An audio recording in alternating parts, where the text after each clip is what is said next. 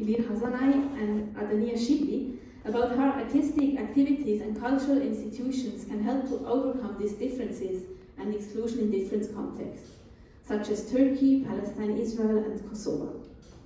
How can art build bridges between different ethnic, religious, and linguistic groups that were separated by peace treaties, such as Lausanne? And what approaches can be found in the cultural field to overcome this otherness, and also to overcome the idea of nation states as a homogeneous structure?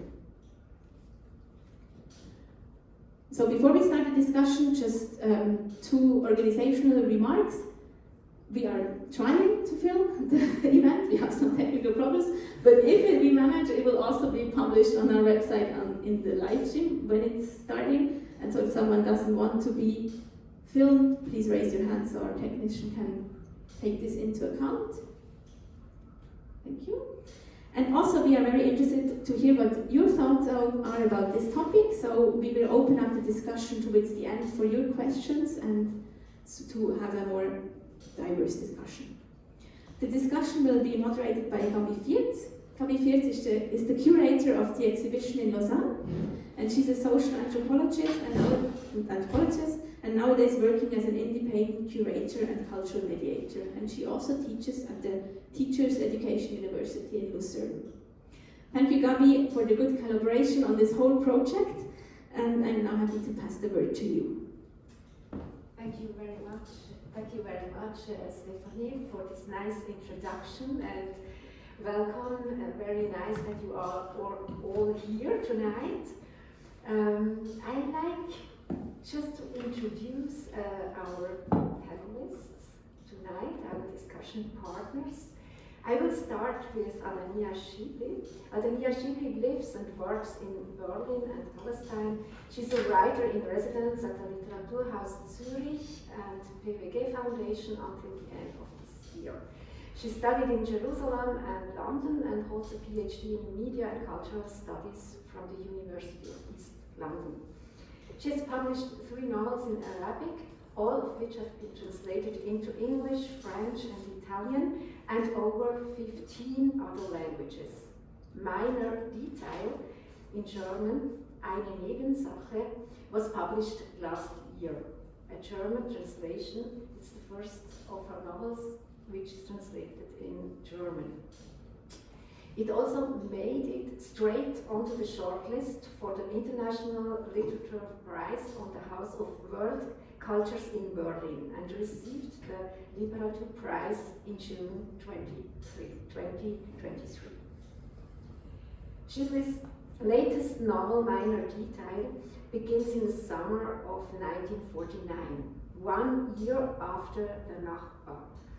I hope the spelling is okay. This word is used in Arabic to describe the expulsion of more than 700 Palestinians from Palestine in the aftermath of the establishment of the State of Israel. Israeli soldiers capture a young Bedouin teenage girl, rape and kill her, and then bury her body in the sand. Many years later, in this minor detail that captivates a woman in Ramallah, while stumbling across this story. Minor Detail is a reflection on language, war, violence, and the Palestinian experience of displacement and life under occupation. Then I would like to introduce Azena Günal. It's very nice that you are here from Istanbul. Azena Günal is the Executive Director of Anadolu Kültür, an organization on the intersection of art and civil society. The founder of Anadolu Kültür, Osman Kavala, was arrested and is in prison since October 2017, despite the European Court of Human Rights decision asking for the immediate release. Since then, Azena Günal is the executive director of Anadolu Kültür. She worked as an editor at Illetischen Publishing House, where she was in charge of non-fiction books and the social science journal Toplum ve Bilim. And from 2008 on, she was the program director of DEPO, the Arts and Culture Center of Anadolu Kültür in Istanbul. She obtained her BA in International Relations, MA in Sociology from MEGU, and PhD from the Boğaziçi University at the Atatürk Institute. She was a fellow of the Alliance for Historical Dialogue and Accountability program at the Columbia University in 2014. Together with Murat Celikan, she co-authored A City That Remembers, an alternative Istanbul guidebook that tells the stories of the social and cultural life of non-Muslims, of minorities, and human rights violations, as well as those of social movements for democracy and reconciliation. And on my right, İlir Hazanay, welcome. İlir Hazanay is a Swiss-Kosovo film director. His parents came to Switzerland in the 1990s as political refugees. İlir Hazanay grew up in Switzerland. Before graduating in film at the Zurich University of Arts, he worked several years as a computer scientist. His documentary film Midasht had a successful run in international festivals between 2017 and 2020, including Toronto Hot Dogs Film Festival, Solothurn Film Festival, and Doku Fest, where it won the Audience Award. The latest film, As I Was Looking Above, I Could See Myself Underneath, unveils intimate stories of the LGBTQ persons from Kosovo, going through their unceasing search for a safe place that allows them to be. The film was screened at the festival Kino Kosova in Bern last week. Maybe somebody of you saw it. He co-founded in 2018 the alternative cinema Kino Armata to offer free access to alternative culture in a multifunctional space in the center of Pristina. Furthermore, he leads the non-formal male school documentary school in Kosovo, which professionally guides new talents into the art of making their first short documentary. Yes, welcome everybody. My first question is, we heard about now from Stephanie a little bit about the Treaty of Lausanne, and what I'm wondering is, why do you think the Treaty of Lausanne is still relevant today, and what is the legacy of the Treaty of Lausanne? Maybe you will start, doesn't it? Sure. Thanks. First, I would like to thank the organizers of this meeting. I was invited by both Politforum Bern and Istanbul Lausanne, so I would like to thank Kabi Fears and Stephanie for all their help. Lausanne is still relevant, and actually it's still discussed in the Turkish context, not in terms of minority rights, but more in terms of its secret articles. There is this conspiracy that in Lausanne there were some secret articles and they didn't let Turks to dig their own mines, and they were somehow exploiting Turkey through Lausanne, which is of course nonsense. But other than that, as we discussed before, it was not, fully represented in the Turkish context this year. This year, actually, it's also the centenary of the foundation of the Turkish Republic. It was also not very much on the agenda. Of course, the earthquake affected all the public discourses and the discussions and the preparations for such things, but not the foundation of the Republic, neither the foundation of the Republic nor Lausanne have been very much on the agenda.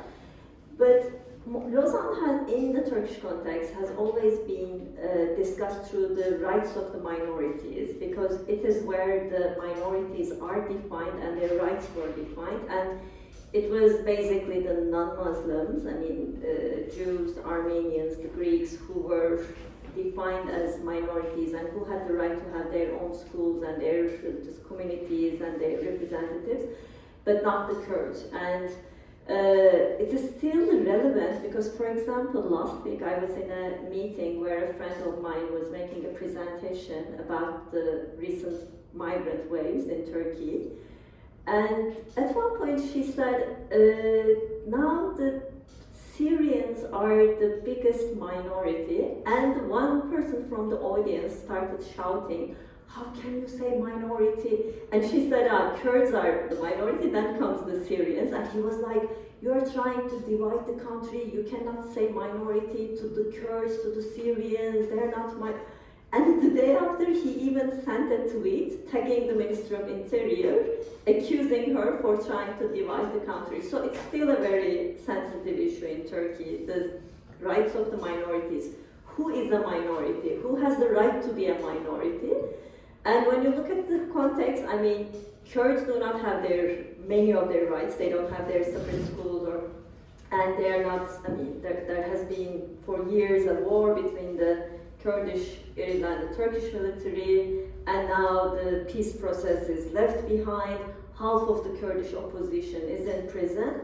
Plus, non-Muslims do not have their rights in full. I mean, they don't, I mean, as part of the accession to EU, there were some positive steps like giving back their properties because they confiscated the properties of the non-Muslims. Yeah, in 2000, they gave back some of the properties, but still there are serious problems. For example, when it comes to electing their representatives, the state is interfering in those elections and not letting them to have, even when you look at the patriarchate, election of the patriarch of the Armenian community, state is still involved. So the state is trying to control the non-Muslim communities and not giving their rights in full. And many people do not have an idea about the existence of non-Muslims throughout the Turkish history and today. And many people do not know about the numbers there. For example, in the late Ottoman Empire, 20% of the population was non-Muslims. Now it's even less than 1%. I mean, in Turkey, in such a big populated country of 80 million, Greeks are 2,500, Jews are 15,000, and Armenians are 50,000, and they're located almost only in Istanbul because they didn't have the chance to live in other cities in Anatolia as they were seriously excluded and discriminated. So in such a context, as Anadolu Kültür, we are trying to bring these issues on the agenda and bring different people together through culture and arts, as we find it still very relevant for a pluralistic and democratic society to evolve. Thank you very much, Azina, for this outlining of these consequences of the Treaty of Lausanne in Turkey. Yes, this unification, this homogenization of the state, of the population. Yes, of the population. Adania, what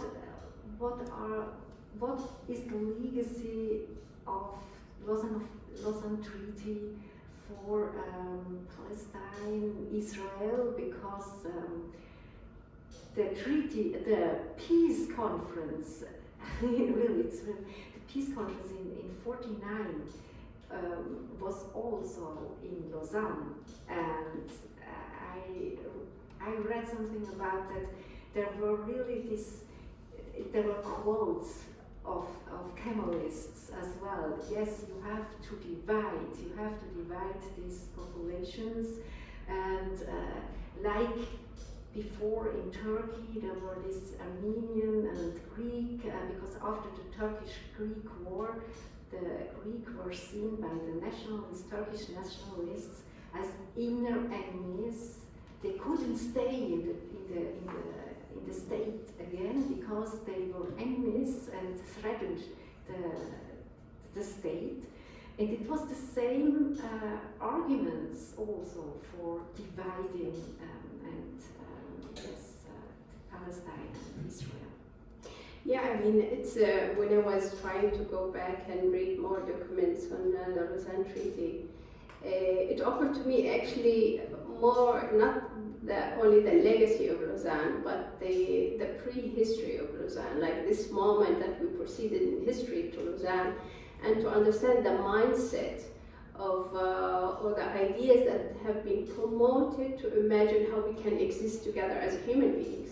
And it's all along division and homogeneous groups, which I think it is, historically it's the early 20th century, proceeding later to a dark chapter in European history, which is actually being somehow imported as a governance structure to non-European countries.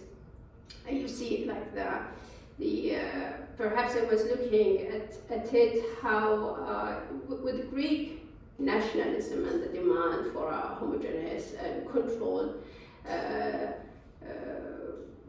one group of society, and this idea moving throughout Europe and creating the nation state and the dangers of that. And we see like the persecution of Jewish Europeans. I see it as part of this almost legacy that was normalized elsewhere. We see here the crime of that. This is a crime, and that went extreme in terms of extermination. And whereas the application of this idea of one group, of like eliminating any different groups within society in non-European contexts, like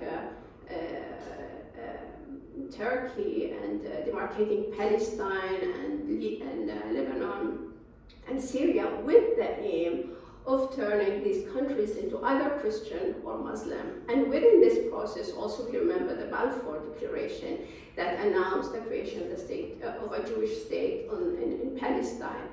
What's interesting is the whole elimination of a way of living together that was existing, that perhaps with difficulties, but these difficulties did not reach a moment that required this exchange. And I'm thinking, when I was reading the documents, also how the Lausanne Treaty tried to introduce the nationality law, for instance, in Palestine, like to offer people the Palestinian nationality. And then the British interfered in that to suggest who can be a Palestinian and who's not, already preparing for the expulsion of Palestinians with the Balfour Declaration. And this case, the Treaty of Lausanne, suggested everybody who was born there, who has roots there, can have the Palestinian nationality. And then the British changed that law and said actually Palestinians or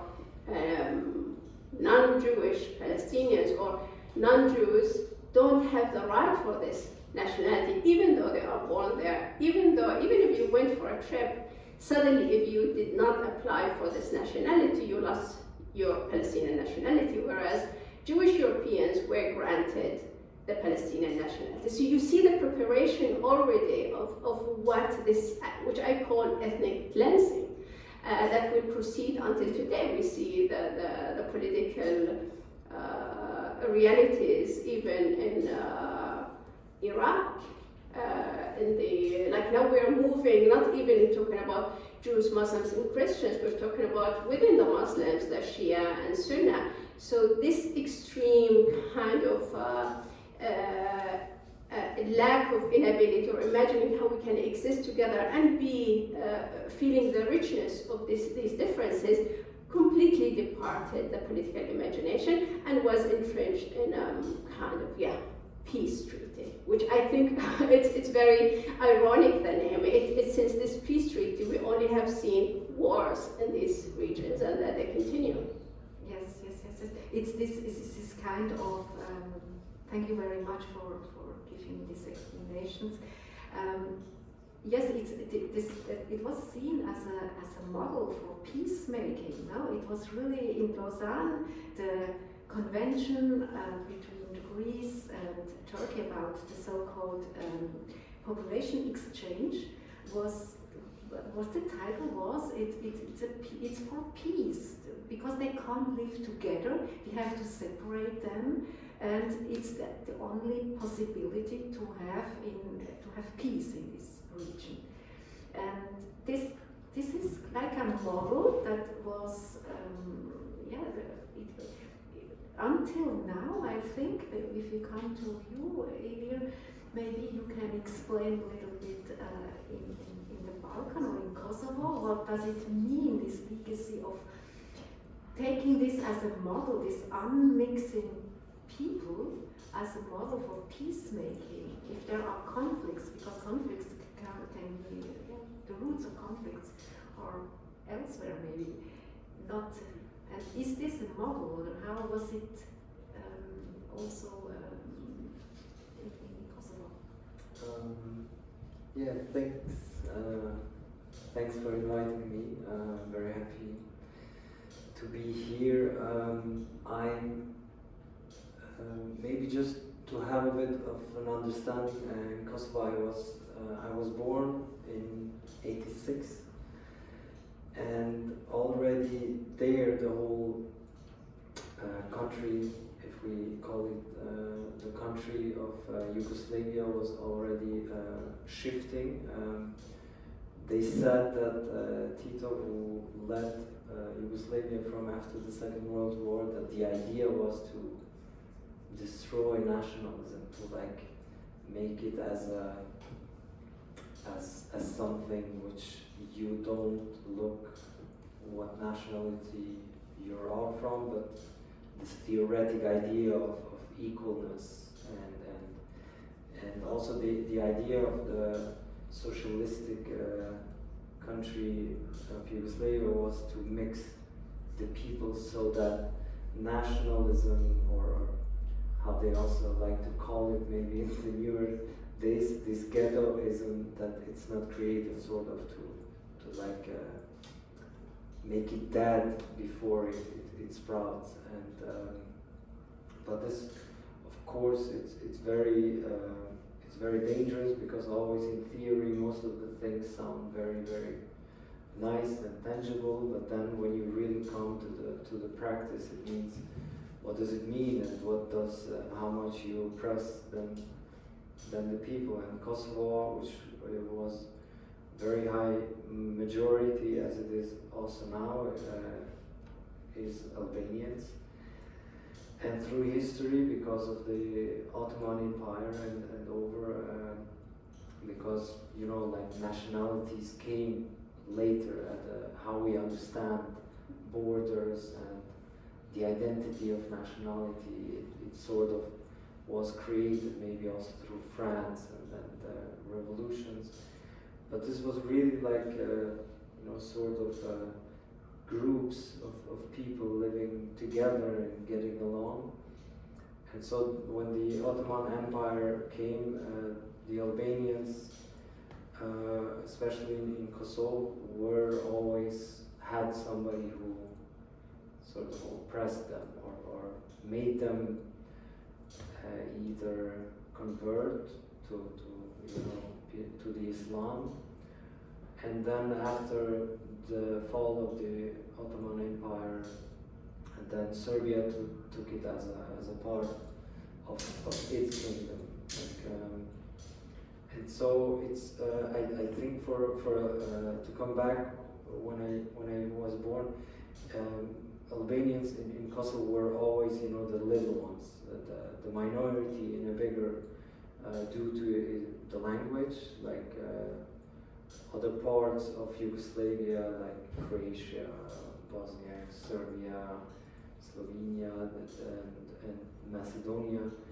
It's sort of the same language, or you understand each other, maybe little differences. But so Albanians were always the minority in that region, and also had it really hard to exist and to be there. And throughout the time, there was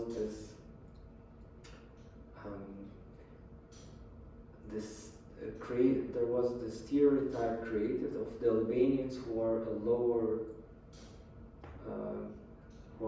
people, who are like they made things up that Albanians come from the woods, meaning like less intelligent or stupid, all these. And so it was really like infused, and I still know that Albanians have it towards maybe Serbs, that you have this maybe complexity, you feel inferior, you feel like lower.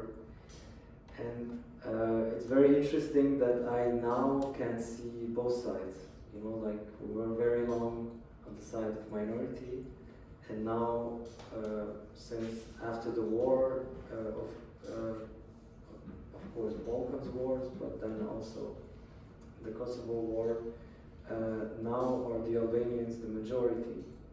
And this brings, of course, completely different responsibilities, because as a majority you always have more responsibilities, especially towards the minorities, but this also means that you are in power, or you have more power. And I think we can maybe later go more in detail, but what I just want to mention is that Kosovo is really in a difficult position, because just its existence is always questioned. It's 2023, and if Kosovo should exist, or if it should be a state, is still a question. It's still, like, not something like, okay, we have Switzerland, we have Greece, or we have Turkey, and we all agree of its existence. I guess with Palestine, it's I wouldn't say the same, but it goes in that direction. This makes even this creation of identity and looking for all the laws and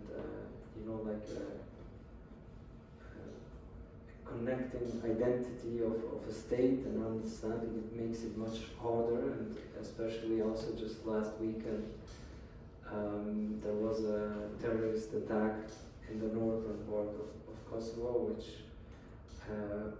there were Serbian militia or trained forces with a lot of very, very, very heavily armed. And this makes it, like a really dangerous ground, because Kosovo has a very destructive neighbor, Serbia, and this is especially, harder for the majority, for the Albanians, because it needs to be, we have to be very careful, because then this can be used to say, look what the Albanians are doing for the minorities. And so I think also this is very actual. I don't know if I. No, it's okay. It's really the impact also of this what I was saying. Adania told it before, the diversity in the empires. Also, we lived in this region. Even if it was complicated and it was not on an equal base or so, but people lived together, and now it's really the loss of this and the continuity of the loss of this diversity. And what I'm wondering now, what is this doing to the society even in regions like Kosovo or Palestine as well, where the state is not acknowledged by the whole international community, not by all the people, all the nations and so on. What does this mean to society? What does it mean? It's a loss in Turkey as well. It's a loss. This for living together. Maybe we could just a bit or develop these ideas maybe in other years. Yeah, I mean, I really listened to the word of responsibility when you brought it, because it's rarely that this word comes in terms of relations of majorities and minorities. And for me, actually, it's very funny, because you mentioned the example of this person who's objecting for the term minority from this, like, no, we are one. On the other hand, I came from a different kind of experience where minority are used to strip you of your sense of equality. And there's never this sense of responsibility in terms of these relations. Actually, there's, and I wish, I mean, it's a nice word to bring into thinking together, like the responsibility of those who have, or those who enjoy a position of power, of not needing to worry about their language or their being or ways of life and how they can feel responsible to minorities. And it's rarely so. The minorities are often ending up feeling inferior because inferiority is somehow what activates these power relations between a majority and a minority, where you think I have the right to exist as I wish to, or no, I should be grateful for the little that I have compared to the majority. And I know this complex quite well in the context of Palestine and Israel, because this is a whole shift of relations that you encounter every day. That it reaches also your sense of self, or even to language, or to your who you are, what kind of relations you can create with others. If you're constantly haunted by you are a lesser human being, you are a lesser, you are part on the side, on the margins, and therefore you feel this is poisoning your relationship to the others. And sometimes I think, okay, I think the nation state created a lot of destruction. I didn't witness so far the amazing size of nation states. And then I'm thinking, okay, and especially in the context of Palestine, I mean, there is the creation of the state of Israel. This is a nation state. It proposes a certain structure, who deserves to come in, who is allowed to move, who is allowed not to move, and you have a very designed, I mean, the whole state is putting its energy in differentiating, in designing your movement, even in designing how you relate, how you love, how you're unable to love, because you don't trust those around you. And when you think, do we want to reproduce this structure or this idea of being together? Are we going to repeat what the Israelis are doing, or any other nation states? Or is it a chance, as you mentioned, of perhaps we can, because we are not still this nation state, because we don't have the structure, to use these experiences and different ways of seeing and witnessing to think of a different form of being together. And I think this is the only way that can liberate you from the inferiority complex you're constantly being pushed, because this inferiority complex you constantly want to copy the powerful.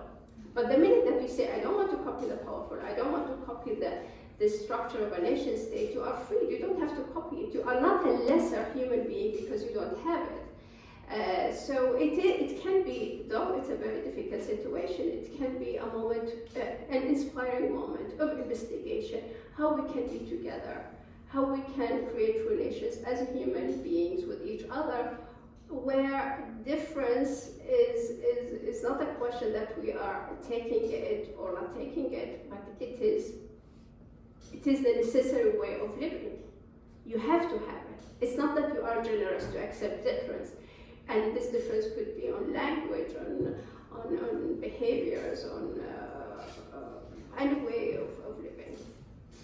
Yes, thank you very much for this idea of should it be really a nation state that we have? It's a question for in the future. So is this really worth to copy it for so-called minorities? It's also the question for the Kurds. You see there they try to organize in another way. For example, the Rojava is just another form of organizing themselves, being together, of togetherness. And maybe in Kosovo there are also this kind of trying to organize, not in the like any other nation state, that maybe it will be a way out of the trap also of nation state. But let me come to another question. In this development of maybe new narratives of a state or of being together or living together, the role of culture, of the arts, how do you see this? Is there, what kind of role arts and The best culture role. has? The most important role. The most important role, yes, most important role. India, most important role.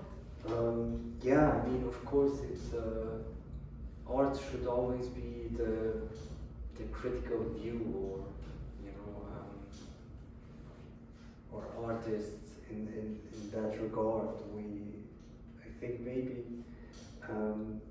when we look at the role of religion, what importance it had, I think that now this importance of religion, it shifted to culture and arts, because I think it's a place where you see different views, and it should be a place or a feeling which should take its time to be critical about things that happen around us, or emphasize, and this is so, you know, you can see if arts will be gone, in these democracy or unfree democracy or fake democracy, I don't know how you want to call it, they would be very, very quickly they would become these hateful organisms, I feel like, because there needs to be this anti-power which is not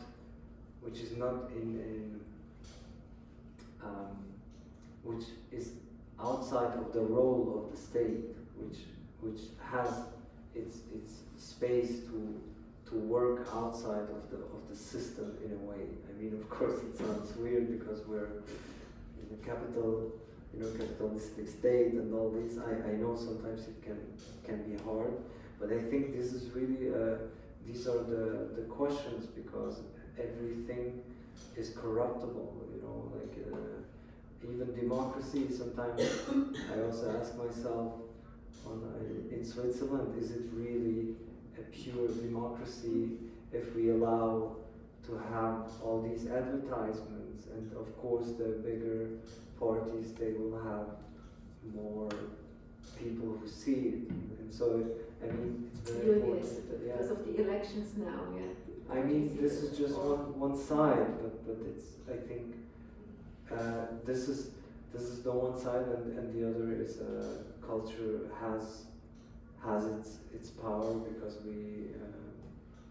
it is sort of that line, and I can compare it again to Switzerland, and in Kosovo I can really see that it's not there. For example, when I went to Kosovo in 2015, there was only one cinema in the capital, and it was like this Hollywood cinema which played all the blockbusters. And Pristina city has around 400,000 citizens, you know, the neighboring villages. And Zurich, because I lived in Zurich, has 400,000, only the city, but it has over 33 alternative cinemas, not the blockbusters included.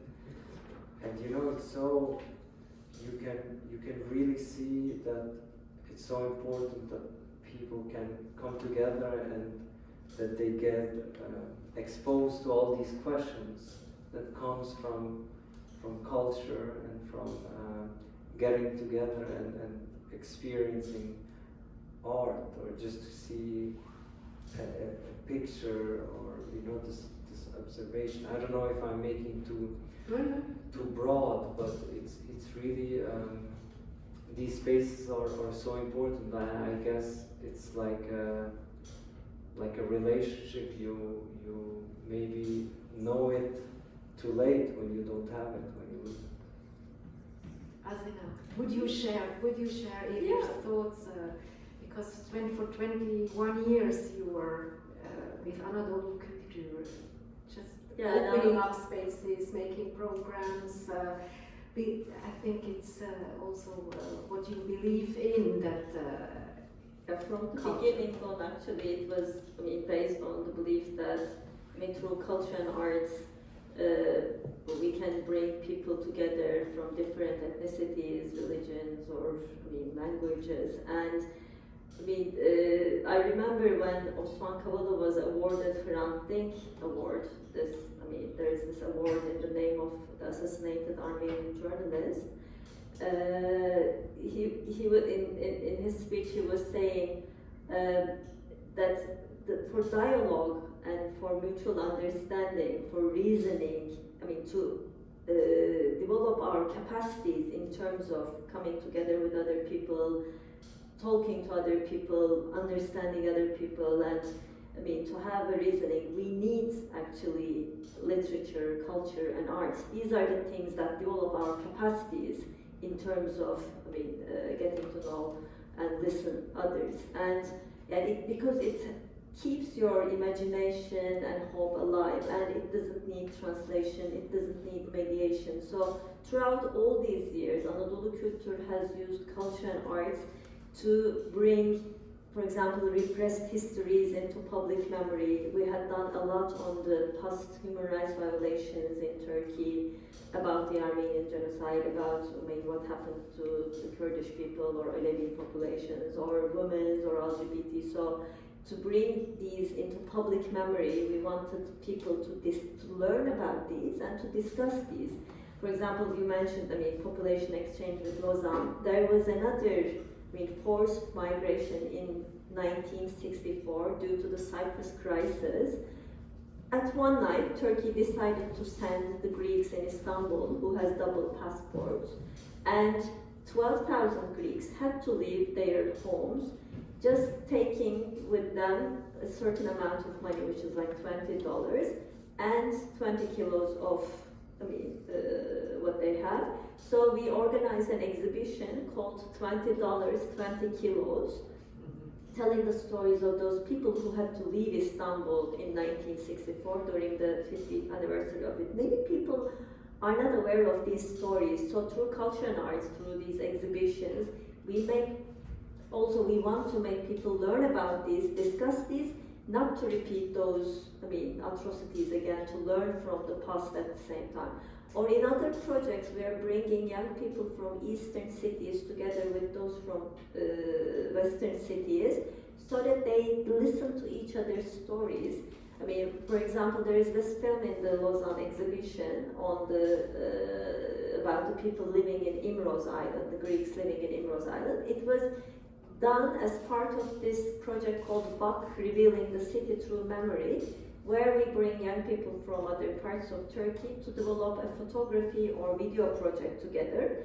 And they are digging into the stories from the old days, but they're also listening to each other's stories. Through both projects, those from the West are learning the atrocities still going on in the eastern part of Turkey. So art and culture is helping us, both in terms of developing our human capabilities, but also in terms of listening to, knowing others' stories. Yes, thank you. You said power. Yes, it's the power. We need arts and culture, Adania. And it's the most important now for example, to imagine another way to live together or to manage crisis we have nowadays. Yeah, certainly. In context, I would speak about Palestine, Israel. I think culture and art there are the necessary condition for you to continue. It's not a bourgeois practice that you go and you enjoy in your leisure time. It's what allows you to regain your humanity that is constantly being attacked and destroyed. And I think I often experience it as the moment where you perhaps leave reality.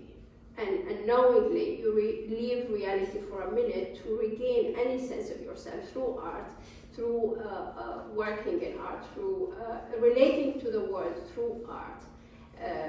And I see it a lot, for instance, with artists in Gaza, because Gaza is a very active, it has a very active, very energetic, artistic scene.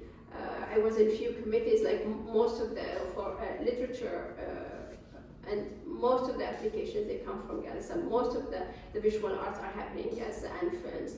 And then you understand that art and culture, they are really the only way you can grab, hold yourself and manage to not to accept reality, but to know that this reality is not where you would like to belong, but somewhere else. So imagination becomes really the line of life for you. It's where you rethink and think and open up new possibilities. And sometimes I think also about language, because we go back to what language, what kind of terms are available for us to work with imagining being together, how we imagine to be together.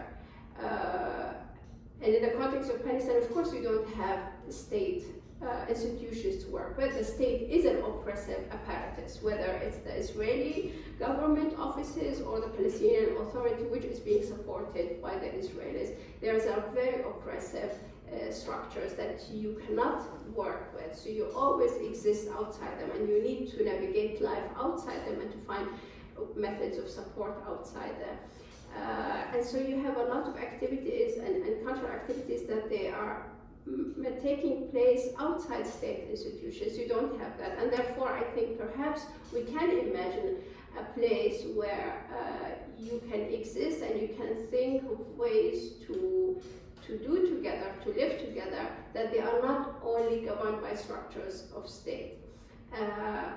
Last time, a year and a half ago, when I was in Palestine, I always tried to visit different cities, also because to be against this limitation imagination of you cannot travel to other cities. For instance, if you go to Hebron now from Ramallah, it used to take in the past 40 minutes. Now it takes you 3 hours. So this obstacle, it does not, of time, you know, if you go there, the way is very hard. There are several checkpoints. So you cannot even imagine like you create a relationship with somebody. But they try to work with this kind of limitations with others. With whom are we? So if you go to Ramallah, you're imprisoned in Ramallah. But I make it a point also to travel with my son. We go everywhere. We go this long trip. It's really tiring. You need to sleep 3 days after such a trip. But in these trips, you meet people who are working in these cities and how much they are happy to receive you, because you are breaking these limitations and even imagining to go to that city. Let's not even imagine living together, but imagine moving. And I am lucky to be able to move because I have the right papers. Others don't, and many people don't. Anyway, when I arrived there, I meet with a group of artists who try to mix artistic methods with scientific methods, and how to relate to history through imagination. So they try to look at the city and move in the city not from this scientific knowledge or position, but from a position of let's incorporate also the imaginative to relate to the city differently. And one beautiful word that came across is neighboring. Because they told me when we were going to the city is now controlled by 500 settlers, the old town, and we needed to walk in the old town. It's very dangerous to walk there, but we decided to walk.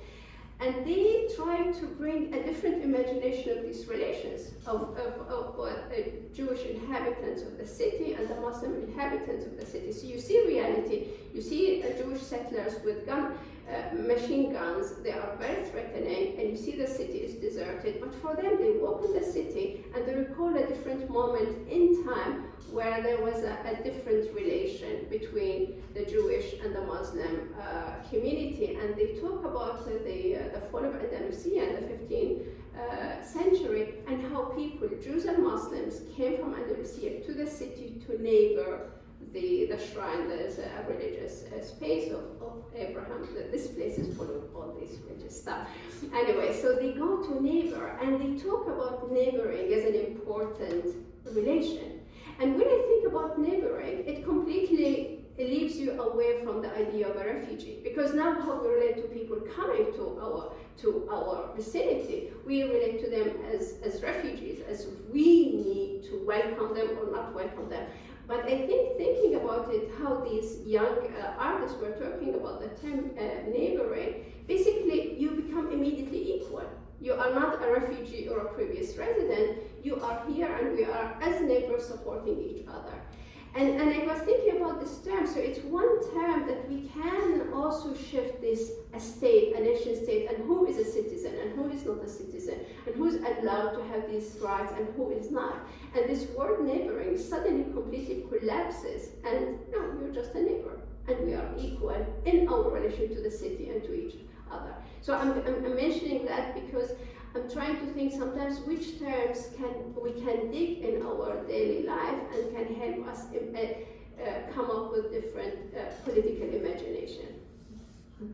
It's an interesting term, neighborhood. You heard it? Or neighboring, the act of neighboring. Neighboring. Yes, yes. You making neighbor. Yeah, making neighbors. Making neighbors. Yes. Did you hear about this? Not This in term that is sense. interesting. I mean, I guess what I can say it's also through people who would talk more about their neighbors, because it was more mixed. Now it's after the war, it's not really that kind of, you had Albanians, you had Serbs, and they would live together. You had also other now minorities, and it wasn't that of a big deal in that terms, because it was just normal. I mean, this experience that it becomes sort of a habitat, it becomes normal. This is very, very important, but this has, I guess this is more possible if all the parties in there come to a more or less same conclusion, where you agree that you want to live together and that you respect one another apart from what your nationality is or your race in that sense. And of course I hear a lot of people, especially maybe more in the bigger cities in Kosovo, that miss that kind of livelihood where you would just live together and not all the time have this, where the first idea of you is what are our differences, but we need to clean the park, or we need to, well, it's very loud, we need to do something against it, or in that sense, I think this is really good. And I also I can maybe also talk about it in Switzerland. I think it's really good when there is a very healthy mix of people, because then of course you create this division, and then it's us against them, and then it's they are doing this. But I don't want to hint like it's in our head. It really exists if you have a certain power structure which really works in that kind of way, where you are oppressed, you don't get the same possibilities as the others do. And I think this is really something that we need to fight in. I can say I experienced racism in Switzerland, but I never experienced racism in Switzerland like somebody who is a person of color, or who is a woman, or who is queer, because these are all steps that just come together, and it's more important. Connected to Kosovo is we have minorities which the Albanian, the majority, needs to take care that these people have the same possibilities. For example, the Roma are maybe also historically or in a very, very heavy surrounded, because they are historically poor from history onwards, And so in Kosovo it's sort of the same, that they need to fight for a survival, for a living. And compared to that, I very often hear people who say, they just have to want it, they just need to want to make something, they can be successful. And this is very ignorant, because these people who say these kind of things are just ignoring the fact that we are not starting at the same starting point. Yes, And for example, like, how can you ask from somebody to be able to even have a company or to be financially safe if they have to live day by day? And so I think these terms, these privileges, I think they are very much connected. If, either can be nationality, it can be faith, religion, it can be identity, sexuality, all these things. These come together with privileges, and that the ones who are privileged, they don't want to give away these privileges. Actually, what I was thinking was very much related to what you both said. In Turkey, every year there is this poll, and they're asking people with whom you do not want to be neighbors with. And it's usually the non-Muslims, Kurds, and LGBT people. And these are really high percentages. I mean, people do not want to be neighbors with them. And this shows they don't want to be equal with them. They don't want to have the same, life with them. They don't want to be defined on equal terms with them. It's very, whenever I read it, I feel depressed about society. That this is, and because neighboring means, as you said, being equal at the same time, and they don't want to be equal. But it's very interesting that such polls are being proposed. So you always have to think, with whom I don't want to be a neighbor. You could have also a poll say, with whom I would like to be a neighbor. So I think this is also the constant negativity brought in the term and the sharing. And I think also stays with the issue of people seeking asylum. I mean, they are being isolated. They are not, even we're not being at the moment allowed to ask whom our neighbor is or whom we would like, but it is according to the law, you cannot. And it's very interesting because decades ago, it was not. I recall there's the Gershom Luca, who is a Jewish Romanian poet and a surrealist, and he moved in the 50s to France without any papers, and he was renting flats without a problem until Sarkozy came to government in the 90s, and he was the Minister of Interior. And then it was introduced that if you're a refugee, you cannot rent, which is now, it's for us the norm. Refugees cannot come and rent, they have to have the papers. But so it is like we are moving towards who's living in this building. It's all people who are legal. You cannot rent a flat if you're not. Whereas until the 90s, it was possible. And in fact, he was evicted, and he survived the Nazis. He survived so many things, but he couldn't survive this law. And he committed suicide when he was 90. He was evicted from his flat at the age of 80 in the 90s. And you see how society also loses, how it loses an important part of itself. Yeah, what is a society? I mean, a society is different people living together. So we are losing that quality, not only in terms of these ethnic, or religious or language-based divisions, but also in terms of political divisions. If you ask me how would you define Turkey at the moment, I would say highly polarized. Highly, differentiated on a political basis. And I feel like it lost this characteristic of being a society, because we are not having our, joy together, happiness together, or even the, sorrow together. Even after the earthquake, there was a polarization. We didn't feel united to, fight with what happened afterwards. Let's go together and, try to, wake those cities back up together. It wasn't the case. People were blaming each other, I mean, it's in that sense getting really worse, and I don't know what will be the role of culture and arts in, I mean, dealing with a polarized society in the age of post-truth is a big question for me. It's definitely a big challenge, because what you said before, that you can't imagine a society without culture. It became hate will come and so on, and it's really cruel things. But I like to stop here for example. I have a last question after the opening to the public. Maybe you. Yeah, because otherwise we would continue on.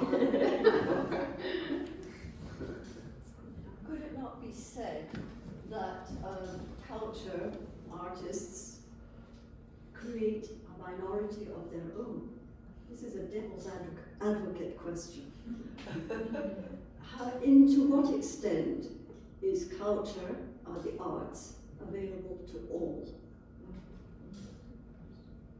Yeah, it is a question. It is also a question I think we're asking ourselves, what is our role within what's happening? And it's a question, it is a dilemma constantly. It's a question also about sensibility and how you deal with this relation, especially in times of crisis.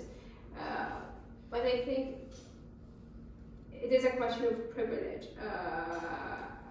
And impossibility, and there's an attack on it. It's not like because artists, they would like to be isolated in a minority, they end up like that. And on one side we have the market, the global art market, and making elites of certain artists and access to art, but there are other situations where culture is being attacked and limited, not because it's a matter of a choice.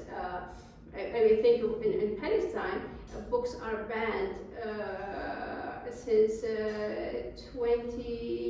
more than 20 years. So it's not that I can claim, okay, I write books, but people cannot read them, not because I'm a minority and I'm an elitist, not because there is a whole government and border structure that does not allow books. So it's not a matter of choice, and even if it's a choice, I think it's not directed so much as a feeling or wishing for a separation as much as trying to listen to be sincere with what you're doing. I know I cannot do with my literature to do big claims, and I'm not going to use literature because I don't want to have this relationship to it.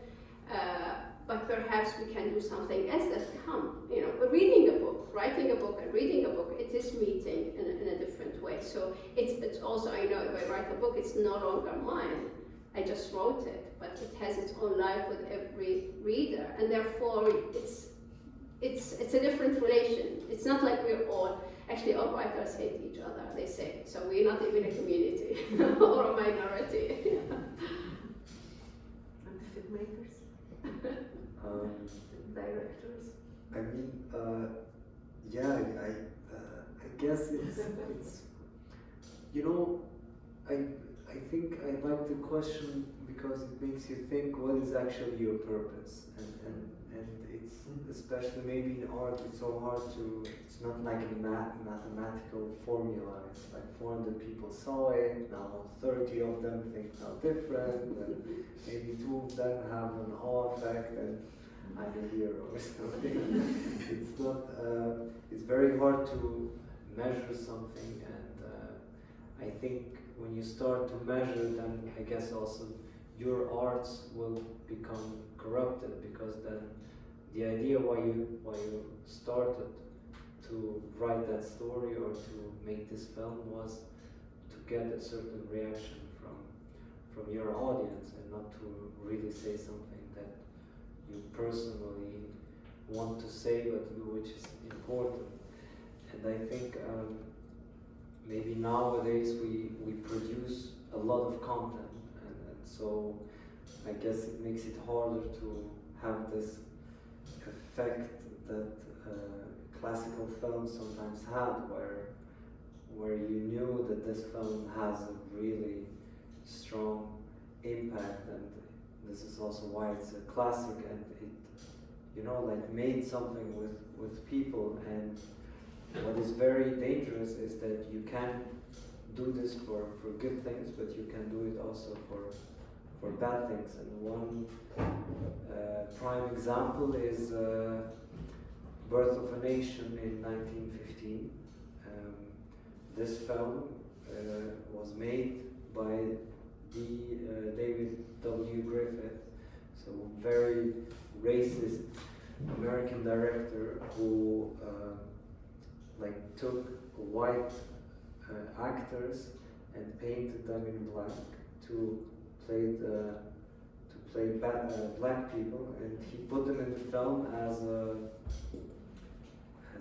horrible people.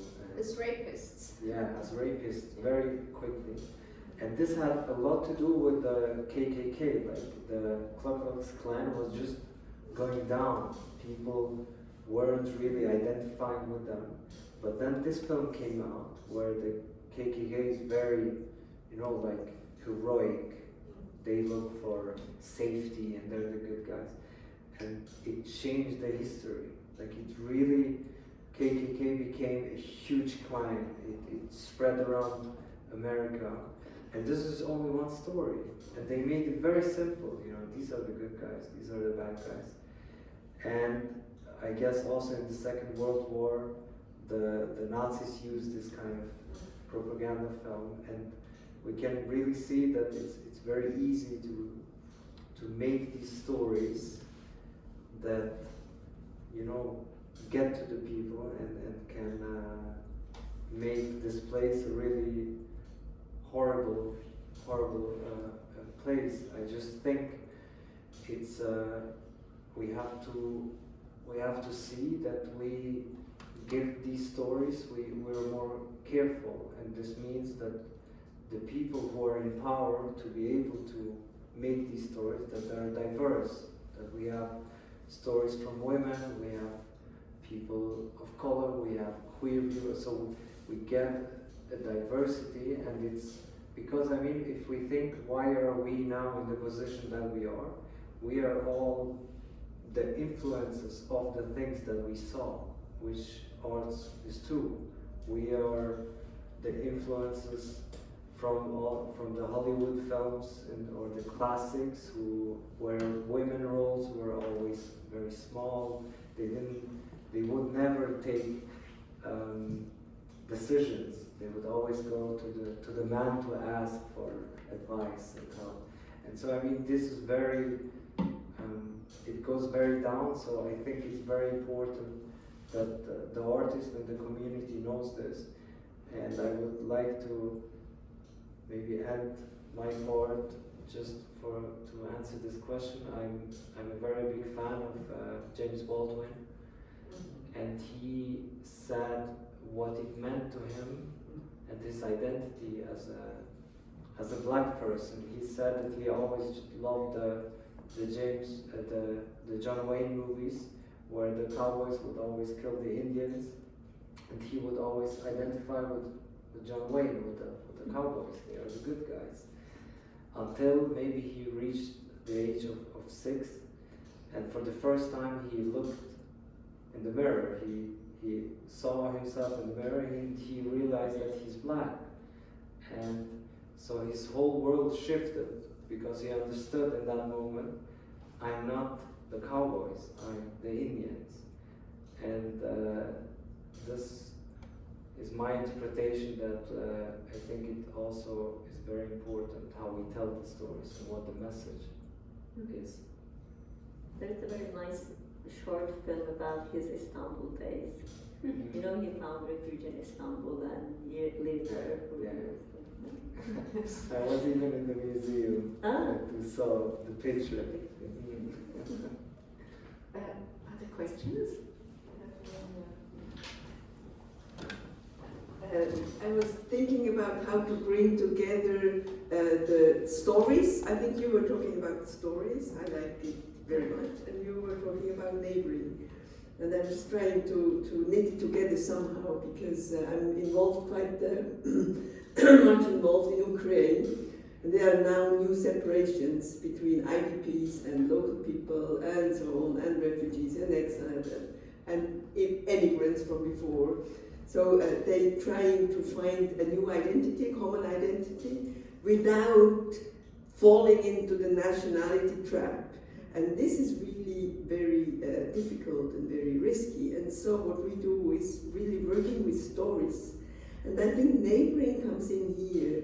It's not necessarily a local neighboring. It can also be a daily experience-based neighboring. It's not geographically speaking, but emotionally. And I wonder, especially for Turkey, because in Ukraine you see that women are much more likely to find commonalities because they share their daily tasks, their care work, and they find wherever they come from, but they find all of a sudden, yes, I did it. And we did some Erzählcafé, it's a storytelling cafe, starting with the table, and they started to tell stories. And all of the participating women, wherever they came from, they could participate. And so they created kind of a new community, and I think this storytelling, it's not art, but it's a cultural instrument, which is, I don't know if you have the same experience, really a big impact on the self-confidence also of the participants, of the women. Yeah, sure. I mean, I totally agree. And usually we work with young people when it comes to storytelling. For example, we brought Turkish and Armenian young people together, and it was called Speaking to One Another, and they had trainings on oral history, and then went to the villages in Turkey and in Armenia and talked to the older generation people and collected their stories so that they get familiar with what happened. Because when you talk about, for example, 1915 Armenian genocide, I mean, these thousands, millions of people died, and it was, I mean, this did that. With the historical facts, of course we should be talking about the historical facts.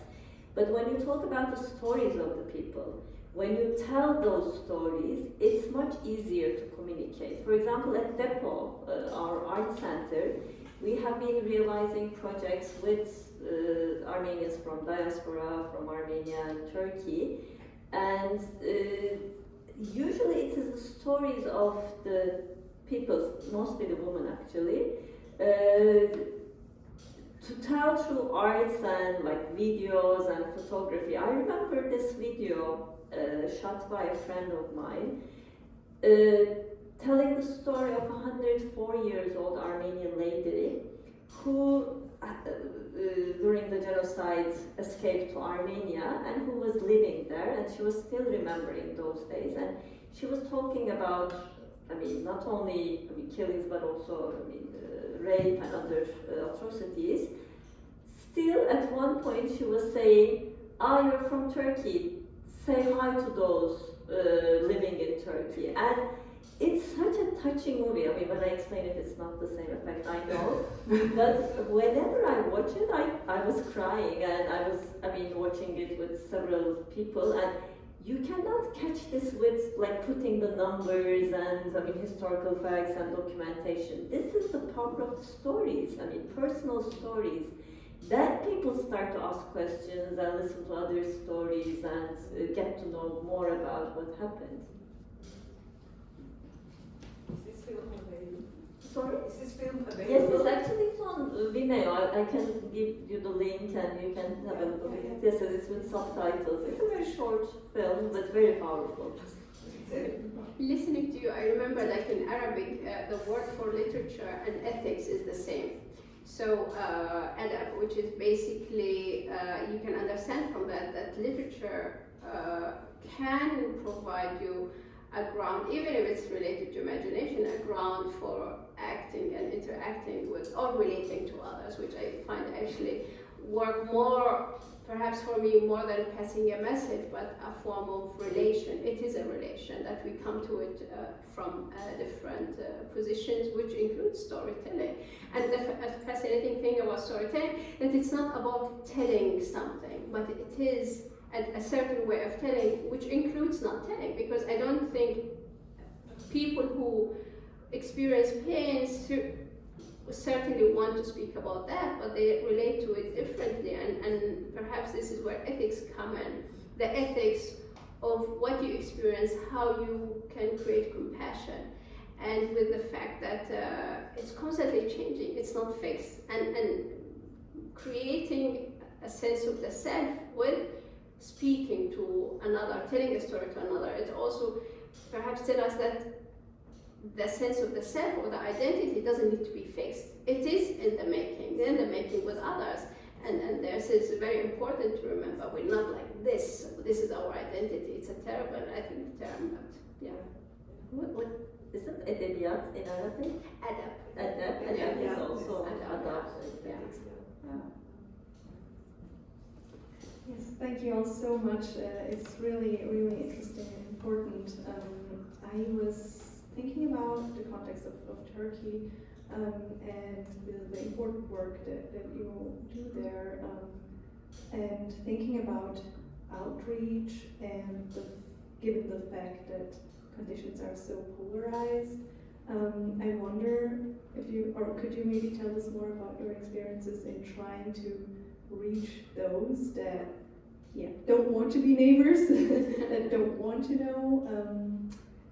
Do you have strategies to reach, or just your experiences with this problem? Yeah, actually, it's a big question for me too. I mean, whether we're reaching those who do not want to be neighbors. But I have seen moments that people, for example, coming to an exhibition and changing their ideas about what happened.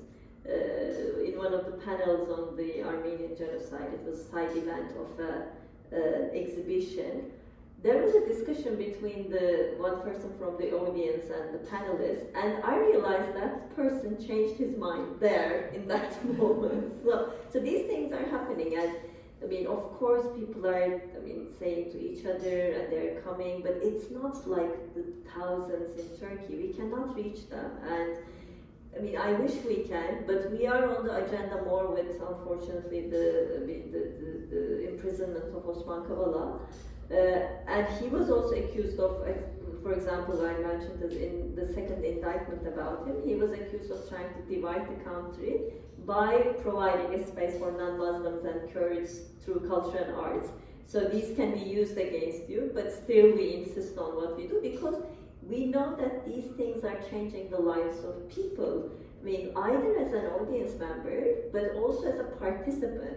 Especially, as I mentioned, for those young people who participated in our projects, many of them became like film directors or photographers, and we are providing them a platform to have their, also careers, which is very important.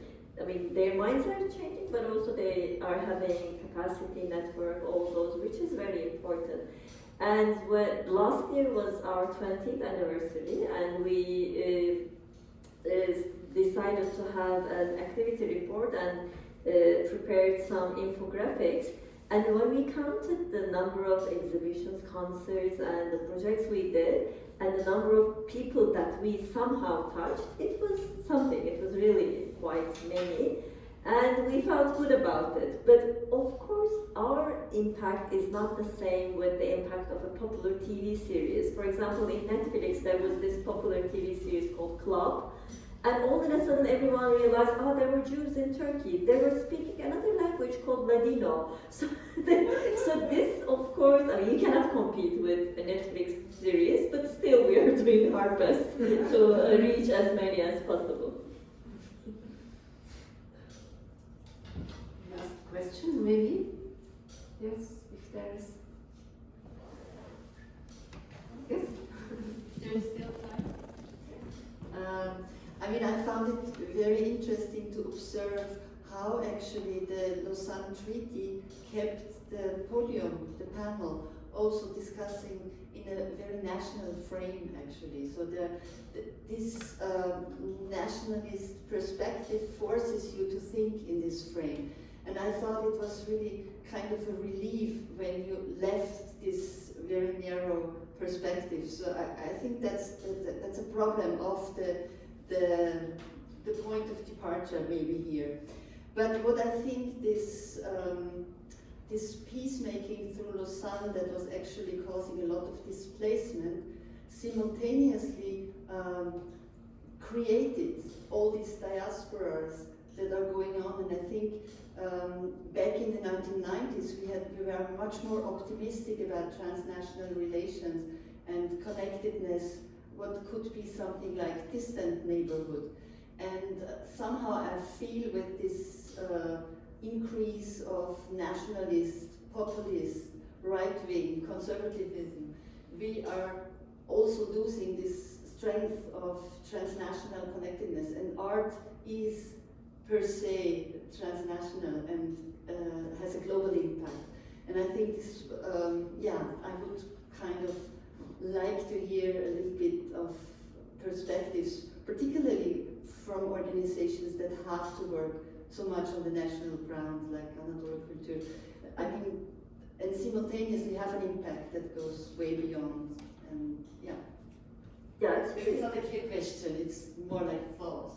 Yeah, thank you. I mean, you're right. I mean, we are still. I mean, I'm still talking from where I live and always referring to the Turkish context.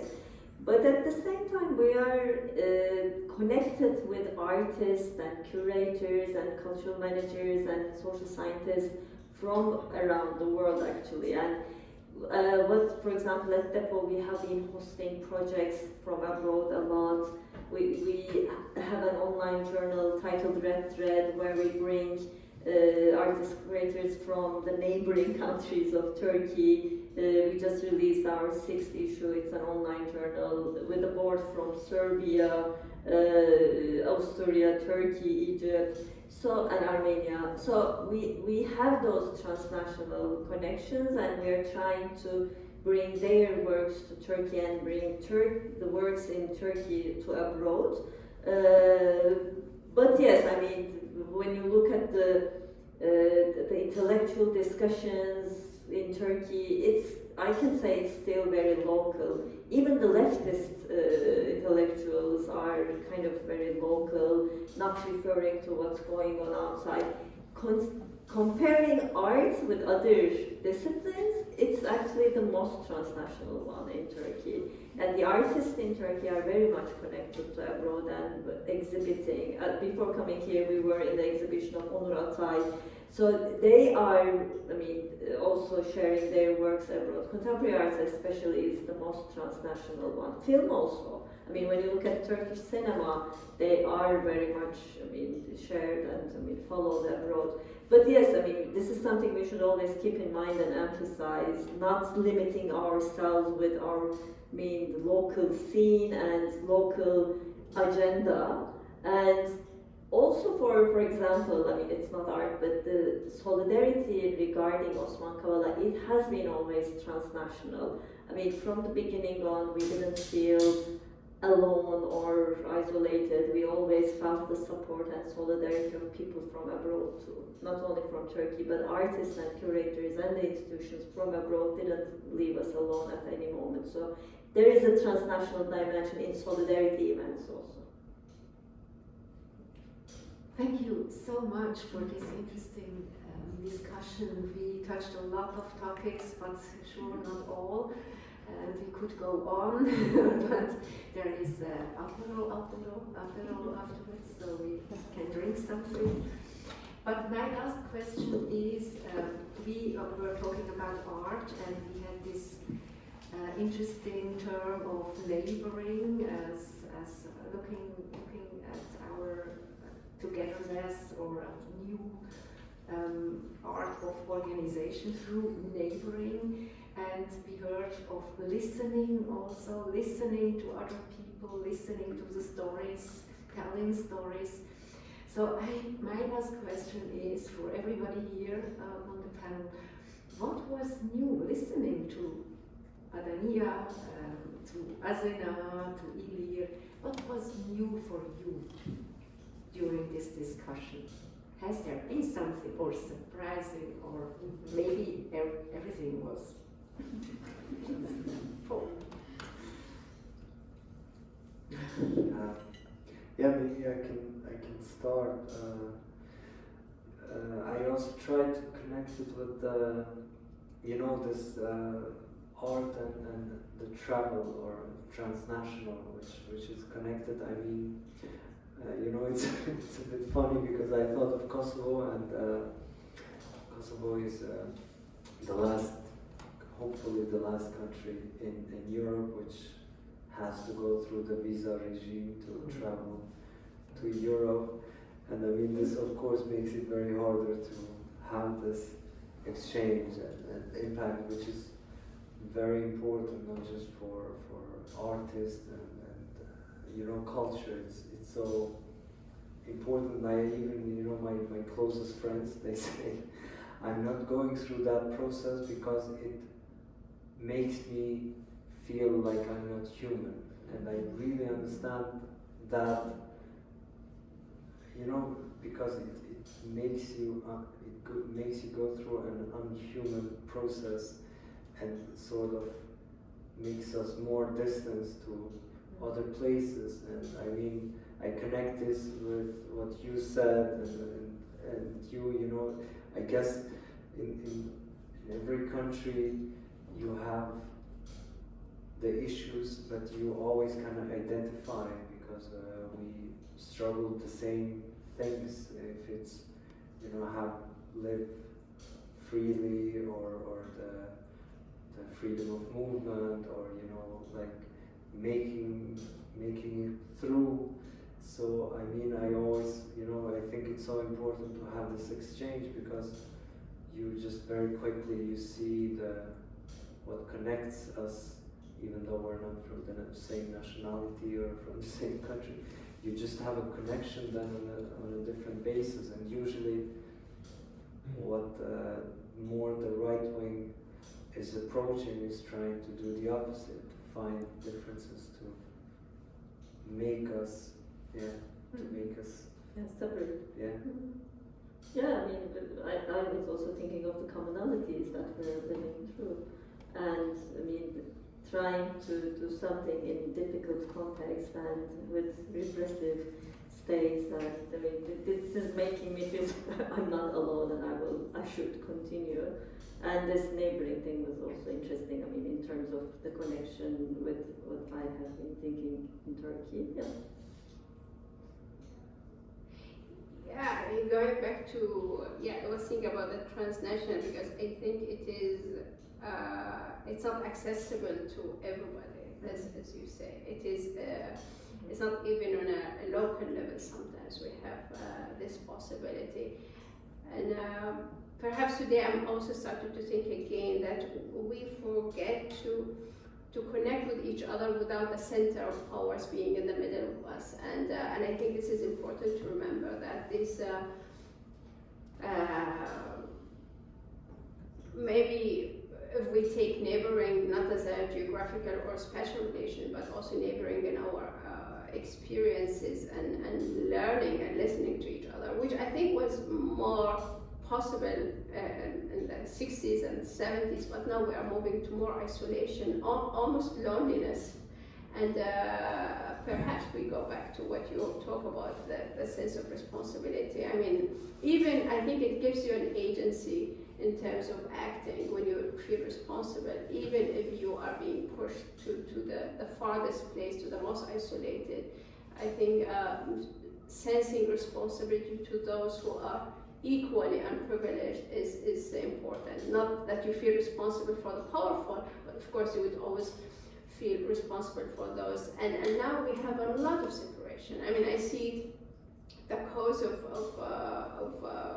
women and black people and LGBT communities and the Jewish and the Arabs and the asylum. Everybody's away. We are not speaking together, but we are speaking constantly to to a powerful to convince them of our pain. And I think we have this responsibility towards each other, which perhaps I would go home and think again about.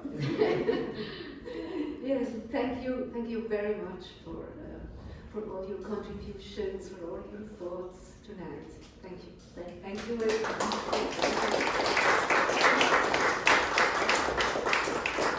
Thank you very much also from me, and a small gift for the speaker, some sweets also for you. Thank you. Thank you also very much for your questions and comments, and also for your patience and for starting late because of the technical problems. I also think that there are so many questions coming up and topics that we could have gone on discussing for a long time, but now we were just speaking about this storytelling and how this can transmit stories and also learners listening to each other. And so on the final day of the exhibition about the Treaty of Lausanne here, we invited 3 of the 12 protagonists of the exhibition to speak about their experience, and so this kind of like form like a storytelling cafe or a living library. So this will be the end of the exhibition here. So now you're all invited to join us for a drink and further discussions, just that one floor below on the democracy bar. Thank you very much.